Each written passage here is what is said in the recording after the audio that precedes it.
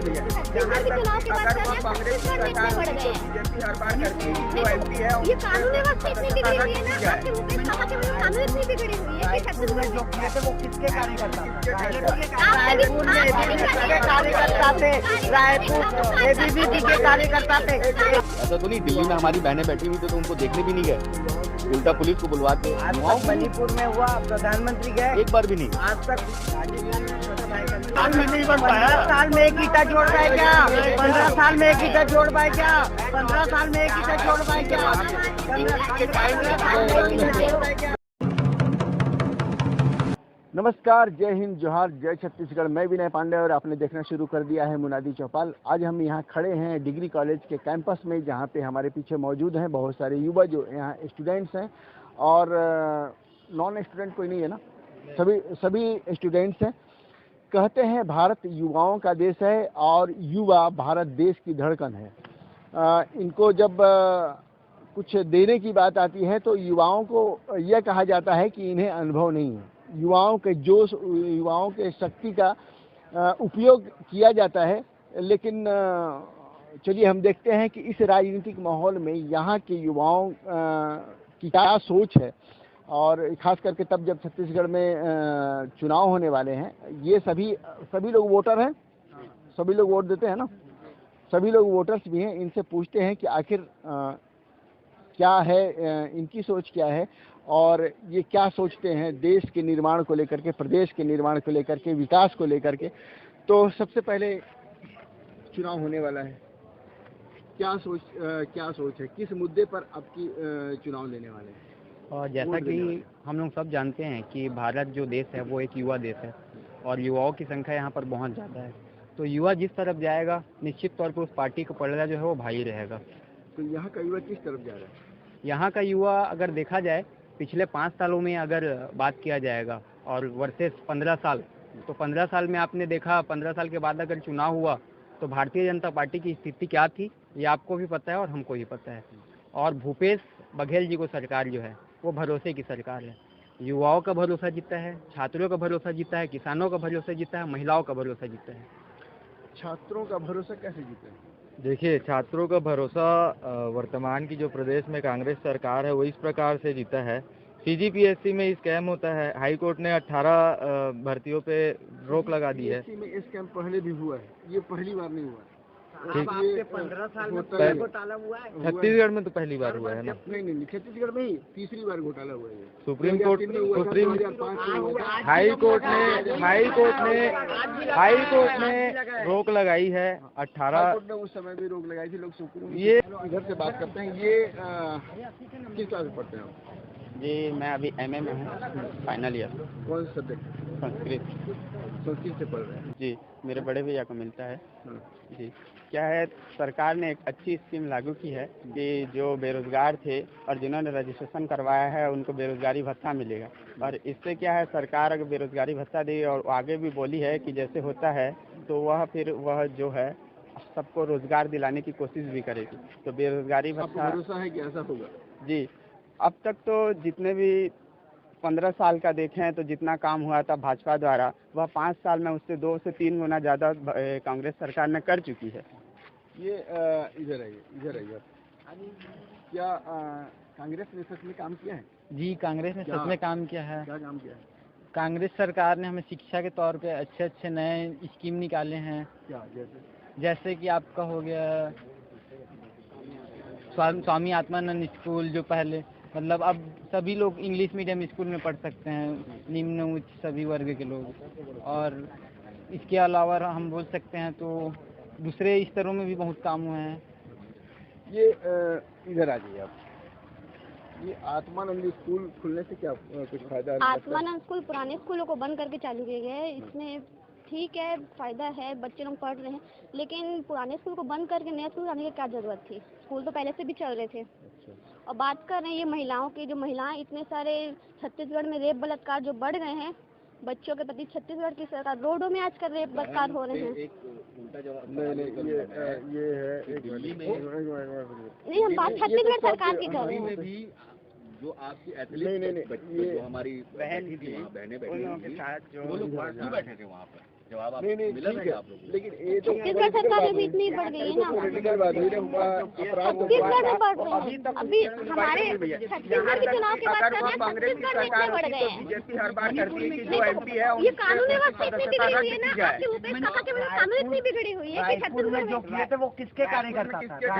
आप रायपुर में एबीवीपी के कार्यकर्ता थे, रायपुर एबीवीपी के कार्यकर्ता थे, रायपुर में एबीवीपी के कार्यकर्ता आए दिन रेप और बलात्कार के मामले में हमेशा अंदर जाते रहते हैं। कार्यकर्ताओं की बात है तो सबसे ज्यादा इसमें आगे एनएससी और अभी कुछ महीने पहले हुआ था अभी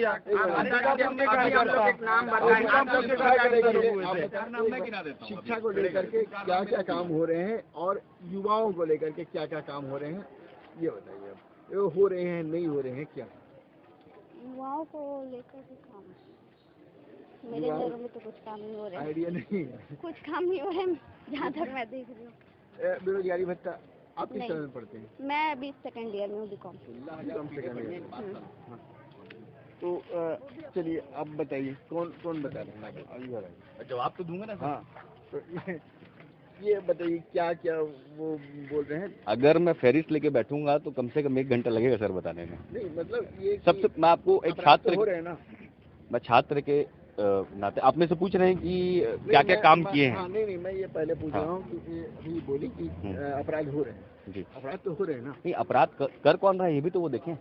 जिस पर वो जिस चीज का आरोप लगा रही है वो खुद उनके कार्यकर्ता हैं जो ये आरोप कर रहे हैं, मतलब जो कर रहे हैं एबीवीपी के भाजपा के कार्यकर्ता स्वयं भतीजे थे, वो लोग खुद ये सब चीज को कर रहे हैं। ठीक है, छत्तीसगढ़ सरकार पूर्ण तौर पर कार्रवाई कर भी रही है, लगातार कार्रवाई कर रही है। ऐसा तो नहीं दिल्ली में हमारी बहनें बैठी हुई थी तो उनको देखने भी नहीं गए, युवाओं के लिए उल्टा पुलिस को बुलवा के आज युवाओं तक को मणिपुर में हुआ, प्रधानमंत्री गए, एक बार भी नहीं गए। आज तक छत्तीसगढ़ में जहाँ हम रहते हैं रायगढ़ और छत्तीसगढ़ में आए दिन जो छोड़िए, क्या वहाँ की बेटी नहीं है? यहाँ की मान रहे हैं क्या मणिपुर से छत्तीसगढ़ को कंपेयर कर रहे हैं? आप मान रहे हैं छत्तीसगढ़ में कानून व्यवस्था चरमरा गई है, छत्तीसगढ़ में होता है बलात्कार, आप मान रहे हैं? जिलाध्यक्ष खुद उनके ऊपर में पहले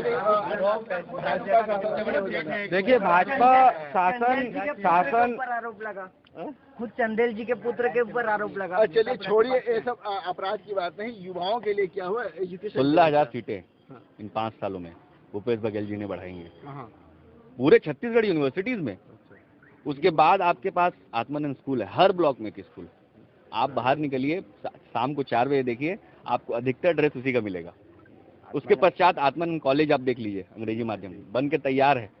आप कॉलेज की स्थिति आज की देखिए, प्रोफेसर्स की स्थिति देखिए, क्लासेस की स्थिति देखिए, सारी स्थिति को आप अगर नापेंगे तो वो 15 साल 5 साल भारी हो जाएगा। प्रोफेसर की स्थिति मैं बताना चाहता हूँ।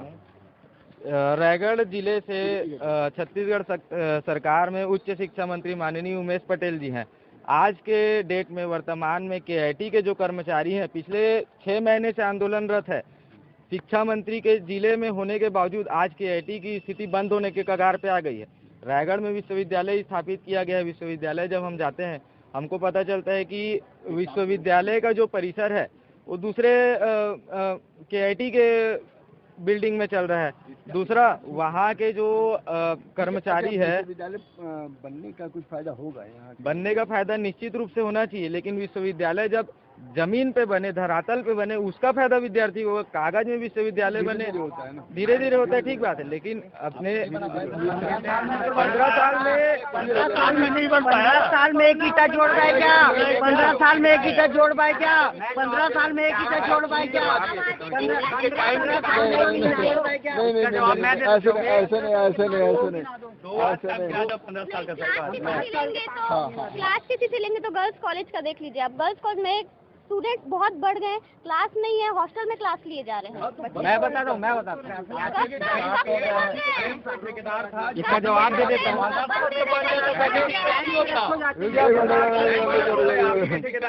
जवाब कांग्रेस कार्रवाई करे, सरकार है कांग्रेस की ठेकेदार के वक्त। अभी तक 4 साल आज सरकार का आखिरी साल आ गया, चुनाव का समय हो गया, अभी तक कार्रवाई नहीं हो पाया। अच्छा बड़ा कैंपस ये बताएं आप। इधर मैं ये पूछ रहा हूँ कि जैसे ये जो जनप्रतिनिधि होते हैं वो किस तरह के होने चाहिए? पढ़े लिखे होने चाहिए, ये तेज तर्रार होना चाहिए, संवेदनशील होने चाहिए, संवेदनशील, पढ़ा लिखा ना हो।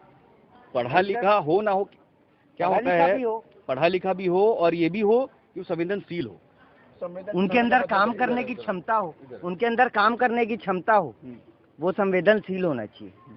तो ओपी चौधरी चलेगा साहब ओपी चौधरी तो पैराशूट लैंडिंग है, उनको तो अपने घर ने नकार दिया, उनको तो अपने घर ने नकार दिया, उनको तो अपने घर ने नकार दिया।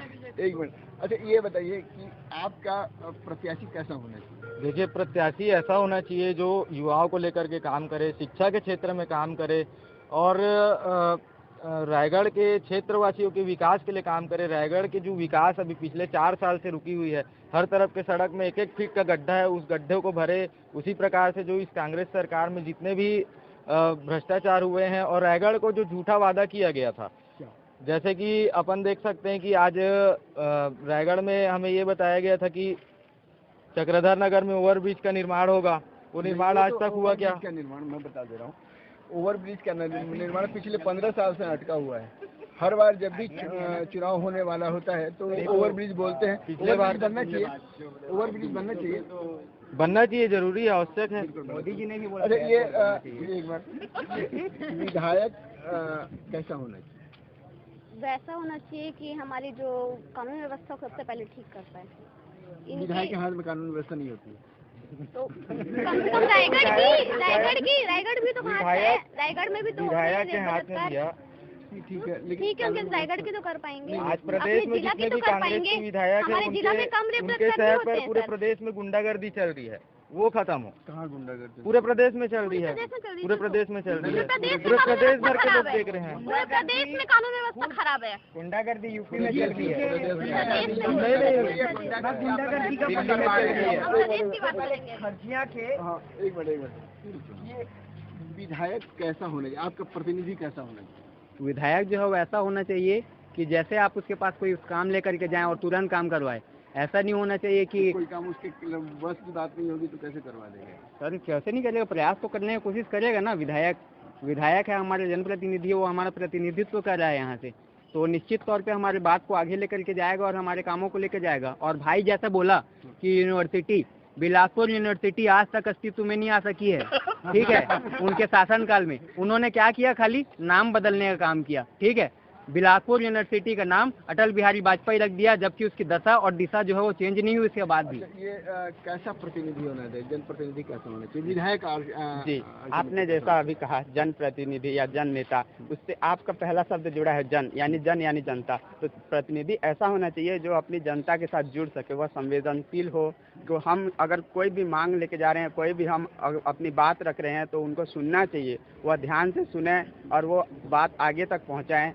कैसा होना चाहिए जनप्रतिनिधि? संवेदनशील होना चाहिए, कार्य जल्दी से जल्द प्रयास करना चाहिए कि कार्य जल्दी से जल्दी हो। जो पिछले जनप्रतिनिधि, जो पिछले विधायक थे, उन्होंने काम किया। हाँ, काम किया है, प्रयास भी किया है, कई चीज़ जो उनके बस में नहीं थी उसका ही प्रयास किया है करवाने का काम।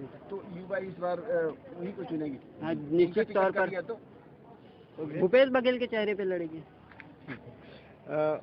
भाई इधर आप बताओ, कैसा विधायक चाहिए? हमें संवेदनशील विधायक चाहिए जो कार्य करे हमारा। संवेदनशील विधायक। तो सभी लोग वोटर्स हैं ना आप लोग?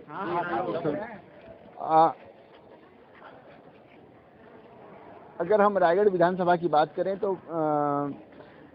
8000 से ज़्यादा नए वोटर्स जुड़े हैं रायगढ़ विधानसभा में, और ये लोग बेहतर तरीके से अपने चीज़ों को देखते हुए ये लोग वोटिंग करेंगे। और निश्चित रूप से ये एक बड़ा मतदाता संख्या है युवाओं का, और युवाओं की जो सोच हम यहाँ पर देख रहे हैं।